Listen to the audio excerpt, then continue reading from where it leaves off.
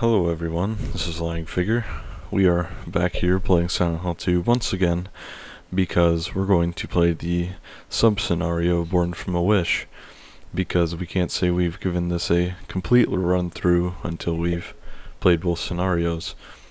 Quick note, if you notice my mic sounds a lot better, it's because I took apart my computer, dusted out the inside, and switched around the cables so that my mic is inputting into the back of my PC, which for some reason makes a very big difference in the static coming from it.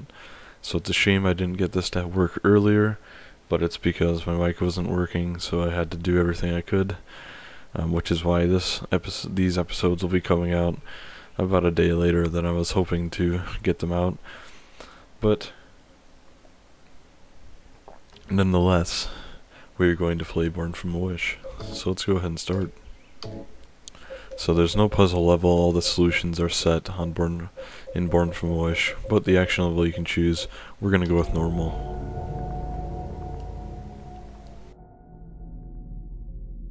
When I woke up, I was all alone. Everyone's gone. Is it because of those monsters? What do I do now?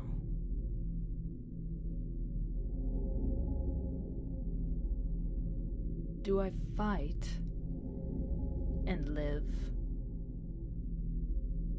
Or do those monsters get me? I don't have any reason to go on living. But I'm scared to die. I'm so afraid of pain. Should I run away? I want to find somebody. I don't like being alone.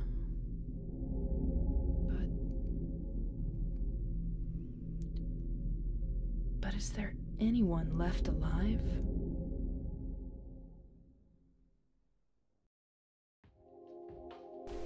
Okay, so there's our introduction cutscene. You'll notice that Maria's musings are very childlike, they're very juvenile. You know, I'm afraid of pain and I can't stand being alone. Of course, indicating that she was just born in a way, that she was born from a wish. So, of course, there are obvious parallels here. In the beginning of the game, in the beginning of where you play as James, he's looking into a mirror. In the beginning with Maria, she's looking into a mirror. So, Born from a Wish, of course, implies that she was just born, and that James, as soon as he walked into town, someone was molded into Maria, possibly a stripper who works here, and named Lady Maria, if we're going off this poster from Silent Hill 3. But it's hard to say. It's very hotly argued whether she was a person who was changed and morphed into Maria by the town, or if she was just created entirely from nothing. So I like the idea that she was changed from somebody based off the poster from Silent Hill 3, but it's very hard to say. Anyways, we're going to pick up these revolver bullets because in this scenario, Maria carries a revolver, which is just the handgun, but with a different model. It even holds 10 bullets, funny enough, despite it being a revolver. Before we go anywhere, I want to show you in the sink here, you can see there's a towel or a rag, and it has Mary's dress's design. I believe her skirt, which is pretty interesting.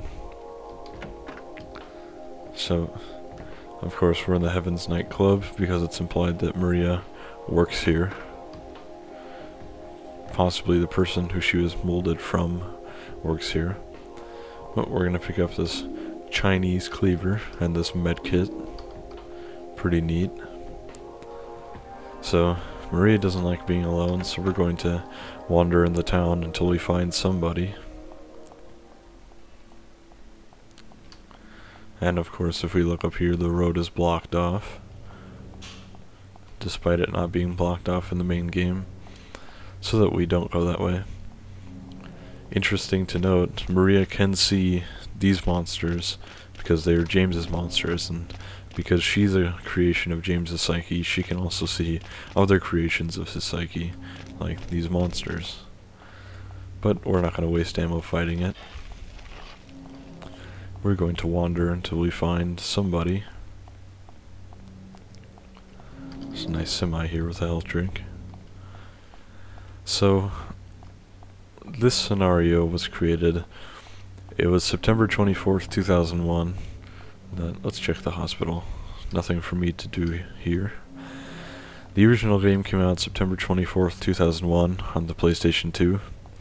And then later on it was ported to the original Xbox, which created a version called the Restless Dreams version, which included improved lighting and this scenario. And that was eventually ported back to the PlayStation 2. The Restless Dreams version was, along with this scenario and the improved lighting, and that created the, at the time, definitive edition because it also had the best fog effects on the PS2. And eventually in 2003 this was ported to PC. But it was such an odd situation back then that most people, I mean, I'm pretty young myself, but if you're younger than me, you probably have a very hard time imagining. This is cool. You can't see this in the original game, but there's a lying figure just crawling around at the top of the building for atmosphere.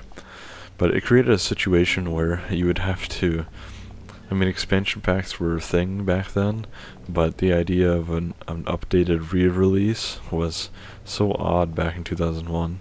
Sorry if you heard my phone vibrating there, but so odd, and it created weird situations where you'd have to go to like GameStop or whatever your local place was and say, do you have the Restless Dreams version of Silent Hill 2 for the PlayStation 2? And they probably just got a shipment of like 1,000 copies, maybe, or like a few hundred copies tops, and it's just such a weird, obscure and odd situation that nowadays it's hard to imagine.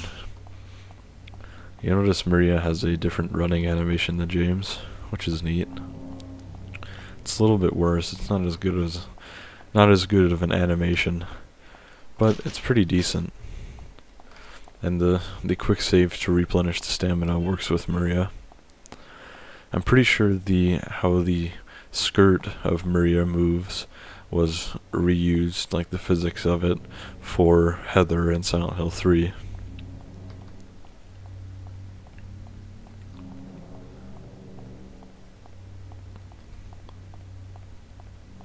I was trying to think of something.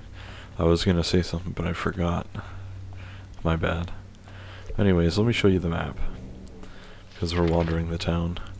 So we started here, Heaven's Night, and we're just wandering all these places, but I'm gonna spoil it for you. We'll just wander pointlessly until we end up here at the back of the Blue Creek Apartments.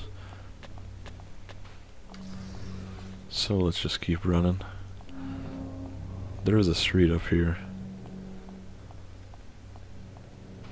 that we're going to go down. Oh, it's blocked off.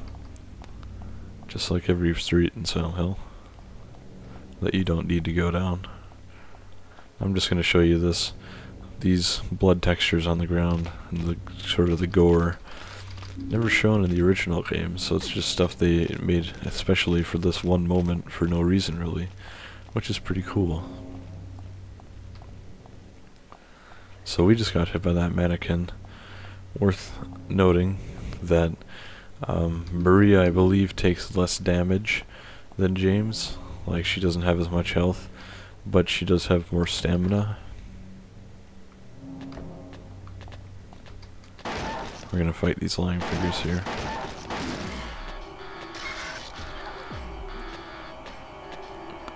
Gotta back away. Perfect. Reload. So here we've got a dead body on the ground. James's model, of course. Dead, ellipses.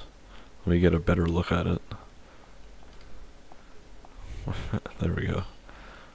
So we end up here, which, what does it say? The shutters are closed. I can't go through here. So we entered through this slightly ajar door back here because there's some blood streaks and the door was open. And we ended up here at this house, which we will soon find out when we walk in. We'll check all the doors just to be sure, but they're all broken except for this main one.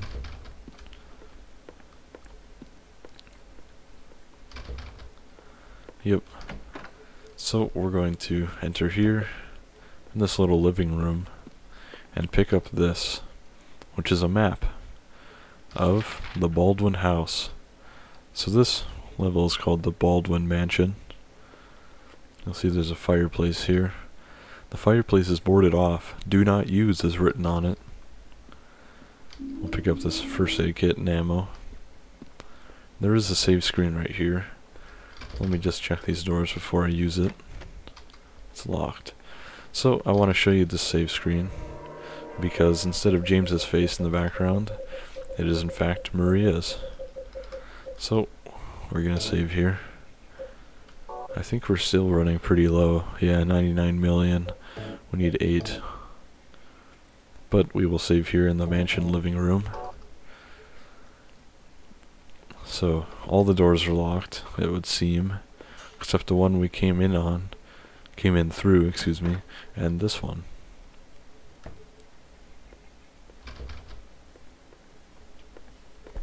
I'm going to turn up the volume slightly.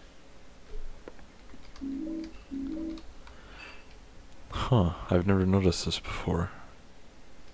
This painting up here. I'll show it to you. I'll explain it in a minute.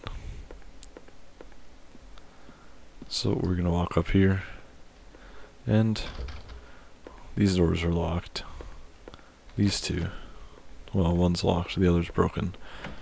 And before we go through that door, I want to go this way. That's a very creepy mannequin. And we're going to run up here and see there's an item on the ground. What is it? A white board.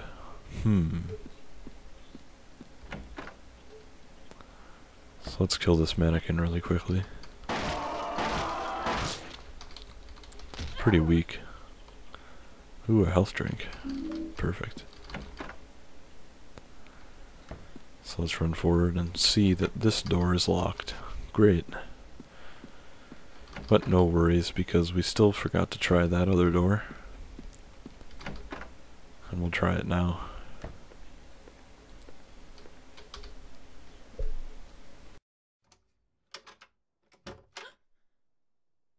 Is somebody there?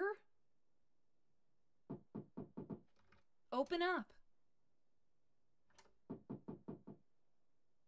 Hello?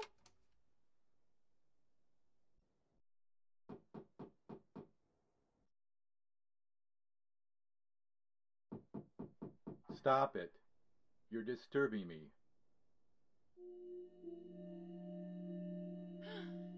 Thank God. I finally found somebody. Can you open the door?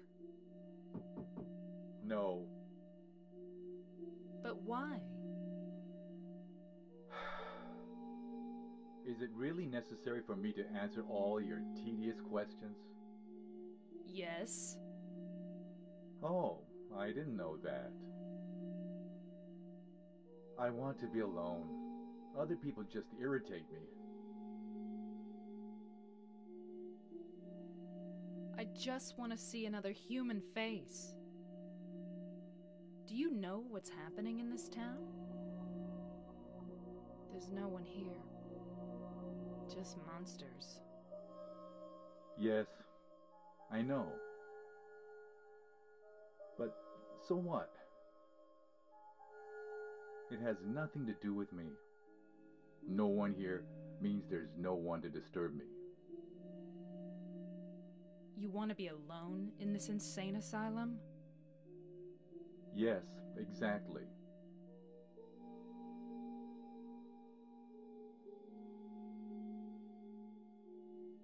But how can you say that it's this town that's insane?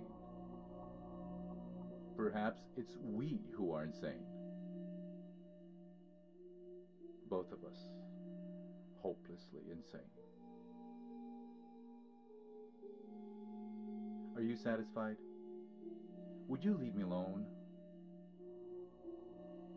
My name is Maria. What's your name?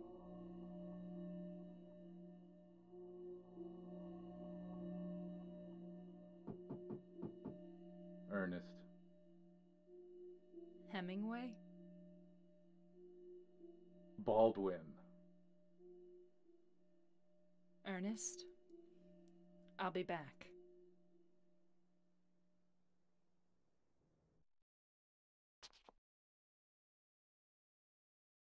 Ernest? Are you there? No, I guess not. So we met Ernest. Of course you can tell from his last name that this is in fact his mansion. So Ernest is hiding from us for now. He wants to be left alone. But that's okay. Because we'll figure out. Ooh, loud bang.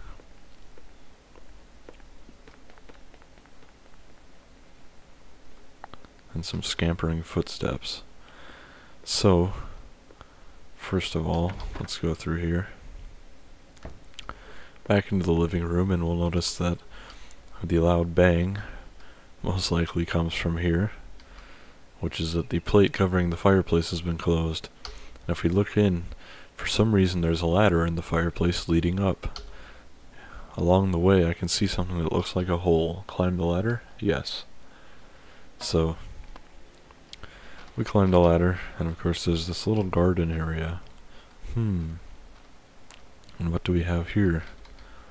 A red board and a black board. Now before I do this puzzle, I want to show you something, which is something I just noticed and I promised I would explain, which is if you go in here and you look at the wall up there, look at the painting.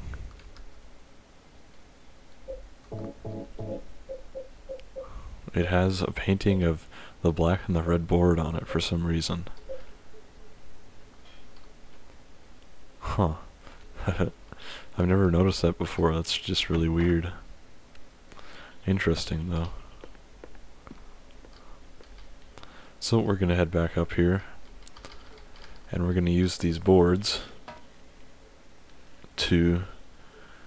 we're going to solve a puzzle. So let's look at this grave.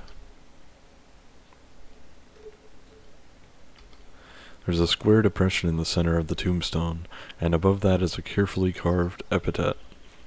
Along with you died joy. All that remains is despair and a future of meaningless tomorrows. But I will never give up. 1. To see your beautiful smile again. 1. To beg the blessings of the gods. I wait for that day. When the boards cover all sadness too will be covered, but until my dreams return to reality, I will have to swallow all the pain. There's a key firmly embedded in the stone beneath the depression. No matter how hard I try, I can't pull it. So, we're going to use these boards to solve this puzzle, and I'm just going to try and remember the solution. I know that you have to line them up so that you can't see the back of the board of the depression. So I believe it just goes white board. Perfect. And then black board.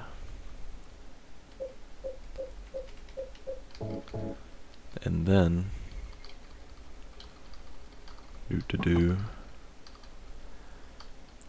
and then we use the red board. And the red board, we want to rotate it 90 degrees to the left. Had to insert. And when the 3 boards overlapped, the key came free. Excellent. So we got the acacia key.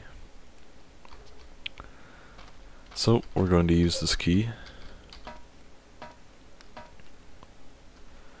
And we are going to go back to the locked door up here.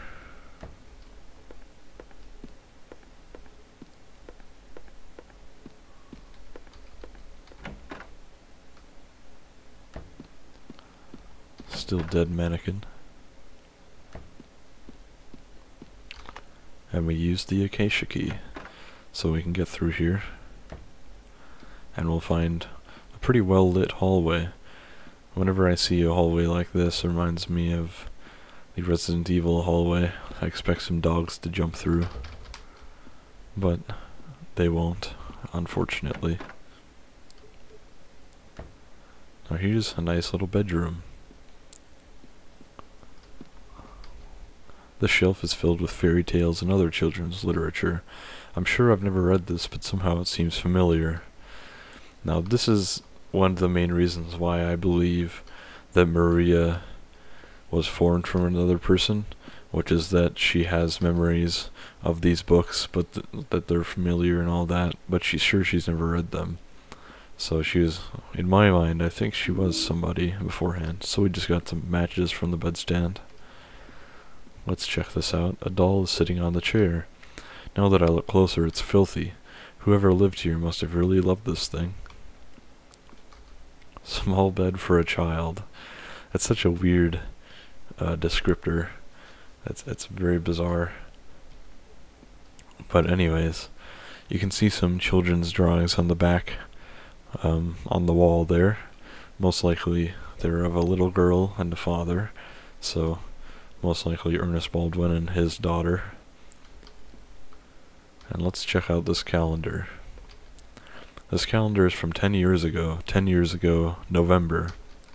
So this calendar, if you bring it up and enhance it, you can see it says 1984. So this, besides the VHS and the Bane scenario, which you use to, to see the VHS, I guess. This is the only thing that dates the game and tells you what time it takes place in. And it says 1984, meaning that this game most likely takes place in 1994, which is pretty cool. I like the idea that the games are pretty timeless. I mean, the only thing that dates it really are some of the phones and the VHS tape, but still cool. So it's probably in 1994. Stuffed animals lined the top of the shelf. Nothing very interesting. Oh, is this a teddy bear? It's not very well made, but it's sort of cute anyways. I bet Laura would love it. She loves bears. Laura? Who am I talking about?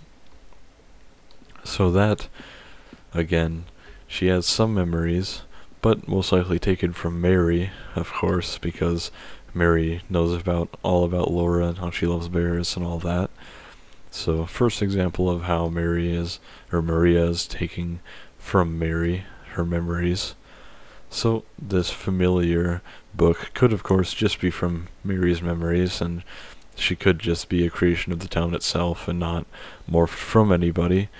But we do see some monsters with some implication that maybe they came from people. So again, hard to say, all very vague.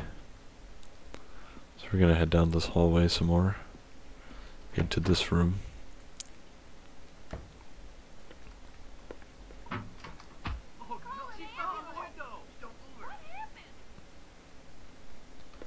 Somebody fell out the window. Uh-oh. So this room is very dark and we don't have a flashlight, so we're gonna light these candles with the matches we picked up.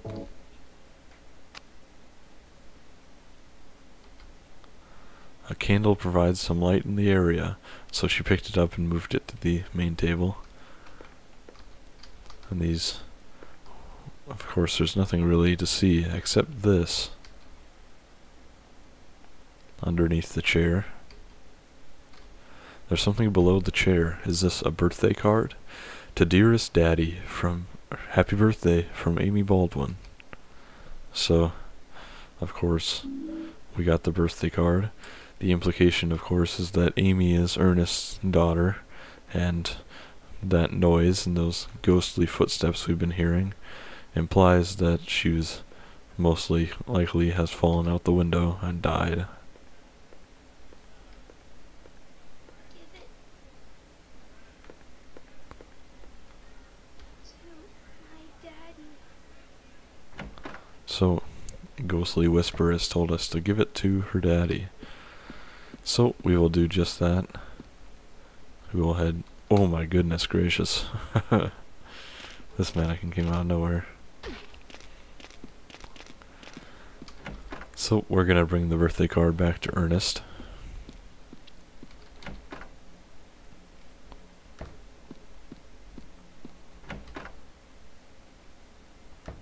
Oh, eyeliner figure. And we enter the room that Ernest was in, and sure enough, doesn't really seem to be anything in here. Nobody's in here.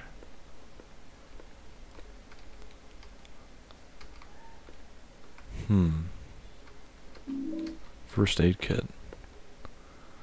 So, but we can find this book on the table. There's a book here. It looks like a plant encyclopedia. Acacia. A genus of evergreen trees of the mimosa tribe of the pea family. Its tiny flowers are yellow or white and grow in clusters. Common varieties include the gum tree. The acacia tree is a potent symbol in many religions across the world. In Christianity, it represents eternal life and morality. In ancient Egypt, it represented purity and rebirth, while in ancient Babylonia, it was thought of as the tree of the goddess Ishtar, and was a symbol of life. It was also a holy tree to the ancient Jews, who built the sacred Ark of the Covenant from it, and to whom it signified a peaceful death and a release from grief. Interesting book here. But there's no Ernest, so let's go ahead and look for him. The store is now unlocked, and it just goes into here. Nothing exciting. But let's kill the creepers on the ground. All these annoying bugs. Oofta. Odd camera angle. Anyways. Let's go in here. Actually, let's not go in here yet. You can see there's a mannequin here waiting for us. But we're going to avoid it. Actually, let's go ahead and kill it. Goodness gracious. This bug won't leave us alone.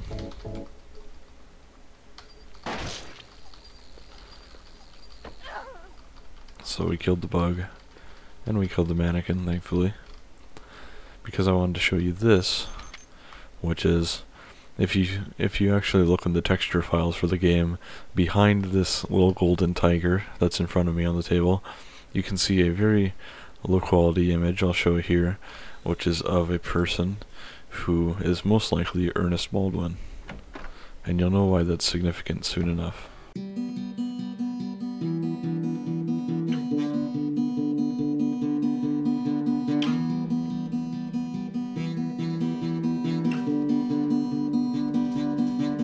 So let's head down here.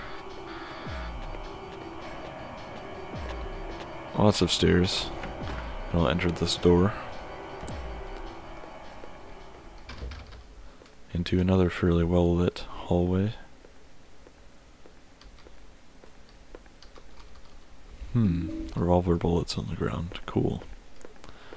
So let's run down here.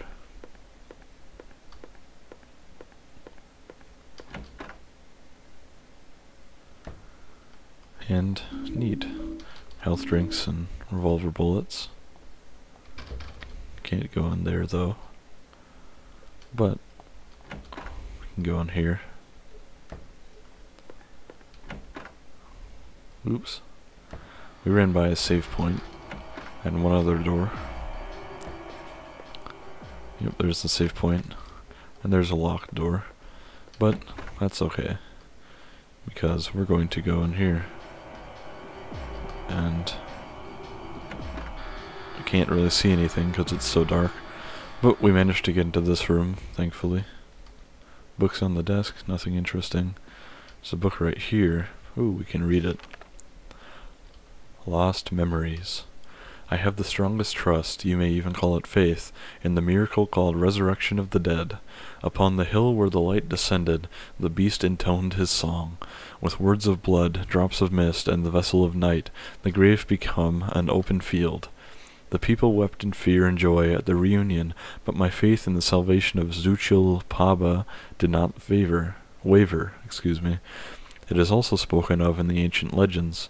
The original worshippers did not believe that death was the end, but that it was simply the path by which the deceased returned to nature.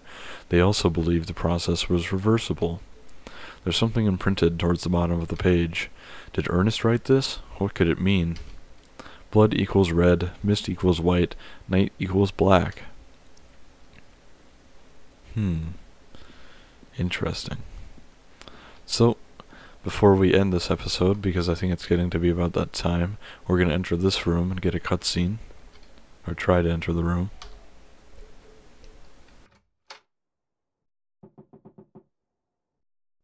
Do you know a little girl named Amy? Why do you ask me that? This letter. To my dearest daddy. It's from a girl named Amy Baldwin. Your daddy?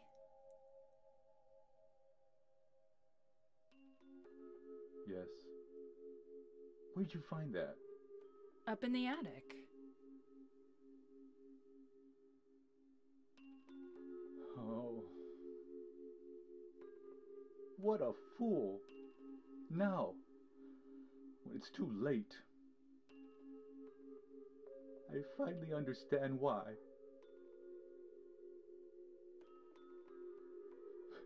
Why she was there. Why she was holding that empty envelope when she fell. Ernest. Amy. She isn't... I'm sorry. I'm sorry I reminded you. No need to apologize. You didn't remind me. I've never forgotten. Maria, some things we forget, and some things we can never forget. It's funny. I'm not sure which one is sadder. It's been 10 years, but I still... Ernest, I'm sorry. I didn't know. No, it's fine. Maria, that letter. I'll leave it here.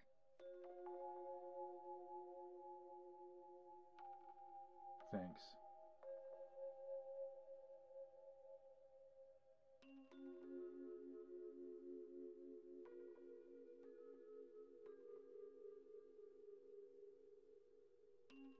Maria? So you must be... That's why you could see me. Huh? So perhaps that means that I can hope for a miracle as well. What do you mean?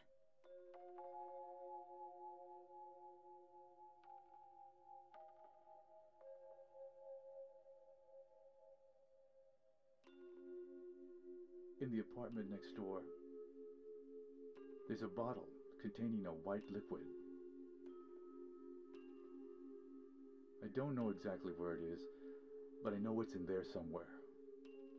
I must have it. You... want me to get it for you? Please. Why don't you just get it yourself? If I could, believe me, I would. But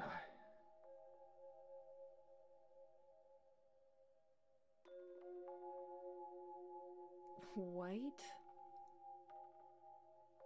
I'll open the stairway door. Ernest, do you really believe it will work? I don't know.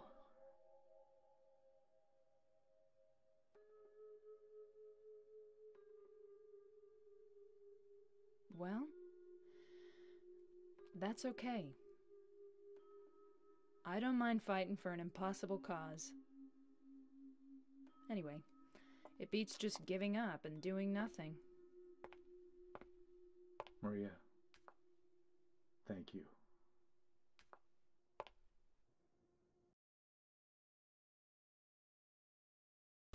So, in case you didn't pick up on the slight implication there, I have to go get the white liquid, and as you could tell from the journal right there, the white liquid is one element that we need to, or that Ernest needs to rebirth someone. Basically, he was looking to revive Amy, and very interesting is the fact that the white liquid you can actually find in the main story of Silent Hill 2 in the same place we're going to find it soon enough, in the Blue Creek apartment building. And if you pick it up along with three other items, you will get the rebirth ending, in which James will attempt to use that and those other items to revive Mary. So, pretty interesting. But Amy's present to her father, Ernest, found with the birthday card. I think I'll leave this here. So, before we end this part, let me try and open this door one more time, just to get the completionist cutscene. This is Silent Hill. Yeah. Maybe that's the problem. Oh, Maria, you think too much. I'm from here. This is my town. So, interesting. Of course, Ernest and Maria are both pretty in touch with the town, so even Maria, who is just born, basically can tell maybe the problem is that we're in Silent Hill, which I find pretty cool. But that's it for this episode. I will have the next episode, which should be the last one for Born from a Wish, up as soon as I can. Thank you very much for watching. I hope you enjoyed. The next part's going to be very interesting, as there's a lot of little theories about Ernest Baldwin and about this scenario. So, again, thanks for watching. I hope you have a great day or night, and I will talk to you very soon.